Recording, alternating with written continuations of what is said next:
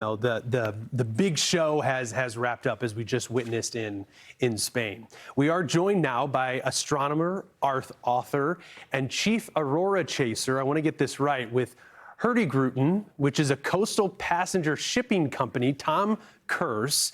He's live from Oslavik, Iceland. I hope I said that right, Tom. Thank you for joining us.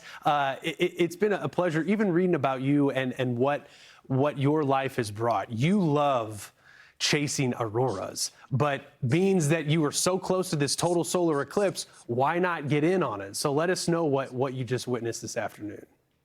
Yes, quite right. And I can help you with the name. The Icelanders call this little town Ólafsvík. Ólafsvík. And okay. Behind me over the sea, that is Greenland. So we were able to witness the shadow of the moon coming across the sea from Greenland and just striking the west coast of Iceland, just the peninsulas that jut out from the west of this little country. Iceland will not experience another total solar eclipse for 170 years. So I really wanted to take the opportunity, but I will say this was the cloudiest place we could have come. And it was very challenging to see any of the totality, although we did get a glimpse of the last gasp of light before it went drastically dark and cold. And then finally the light returned after a couple of minutes. It was absolutely breathtaking. Now that we've sent the eclipse on its way, it's fantastic to see the images coming out of Spain. We were the last to catch it before it crossed over to the Iberian Peninsula.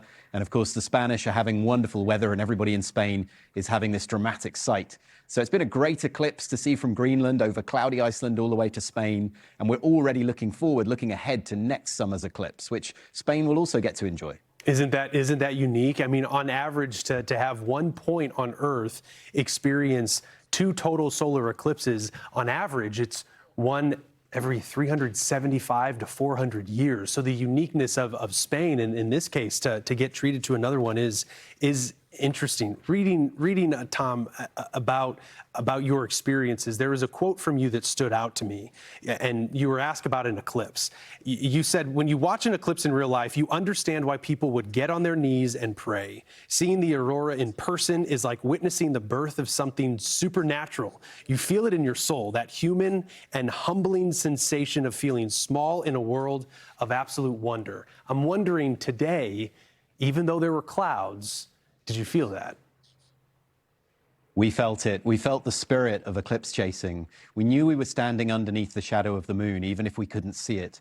The dramatic change in light, the darkness and the return of the light was absolutely sensational, and I dare say quite a spiritual experience for many standing here. I always feel these events to be multifaceted.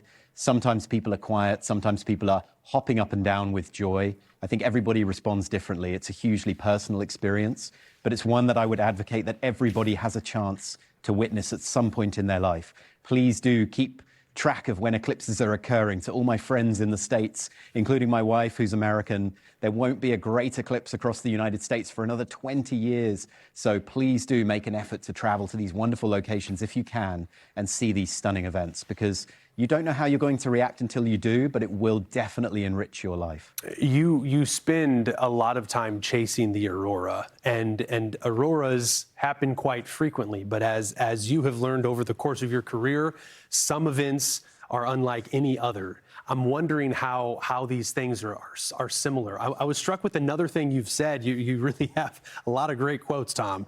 You said we're not disconnected from the universe. It's not somewhere out there. We're in it, and it's in us. It's the sense that we are made of bits of the universe. We carry those bits of stars inside of us. So, I mean, what are the similarities of an eclipse and aurora, and also the differences? You know, the aurora is such a creaturely phenomenon. It's highly unpredictable. It seems to have a spirit and a mind all of its own.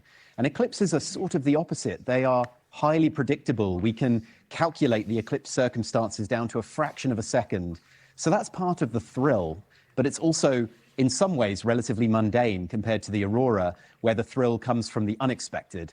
But nevertheless, these are both wonders of the sky. The aurora makes us mindful of the connection between the Earth and the sun, and eclipses make us mindful of the connection between the moon, the Earth, and the sun, these 3 worlds that give life and make life possible, and have done for the whole history of life here on our planet. The sun is very important to us, and we have the opportunity during an eclipse to witness its corona, its extended atmosphere, and it's from that corona that the material that makes the northern lights possible is derived. So we are not separate from the universe. We're not even really separate from our own vital star. The Earth is always bathed in radiation from the sun, be it the light and heat that we see and feel, or the particulate radiation that energizes our ionosphere and makes these dramatic events possible. And so really, we are all a part of it. During eclipses, we have an opportunity as well to see the clockwork of the solar system in motion, in real time. It all happens so quickly, and yet these objects seem to be eternally stable. They're constantly in motion, and we really appreciate that during an eclipse. So there's an element of present moment awareness, the fleeting nature of things, that only really makes them more beautiful. Just like the aurora comes and goes. It's best when it's there, and when it's gone, you just wait for it to come back and miss it.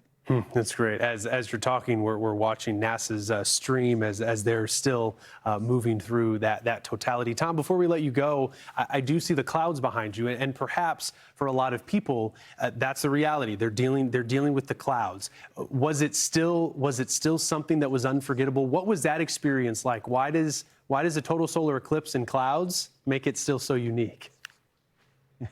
You know, that's a good question. It's a hard sell, isn't it, the clouds? You should never work with children, animals, or the weather. That's one thing I've learned. But the reality is that all eclipses are special in their own way, and they're all memorable. Of course, I would love everybody I've brought here to Iceland to see this dramatic, incredible view of the diamond ring and the corona. But I know that they will. They all got the bug. And sometimes part of the chase is failure. Sometimes part of the chase is not managing to see what you set out to see, but learning how to do it better next time. And because we have such a fantastic season of eclipses that invite us to make these adventures over the next few years, I think many of the people I've met and worked with here in Iceland will be hopping around the globe in years to come, and they will take what they've learned with them. And perhaps because of the challenges of this chase, they'll appreciate the great results that they get even more in the future. It is kind of addicting. You get in that path of totality and you want to be on the next one and the next one. And fortunately for people in Europe, the next couple of years are going to treat that continent. And what a privilege. It was great speaking with you, Tom Kerss, astronomer, author, and also chief Aurora Chaser at Hurtigruten. I want to add a philosopher, because I really think that your words mean a lot, and they carry some significant weight, especially today. I appreciate your time, Tom. Thank you. Thank you so much, Stephen. Thank you. And I hope to see you on the Eclipse Chase one day. Listen, it's on my bucket list. I think I'll find myself in the North Atlantic sooner rather than later.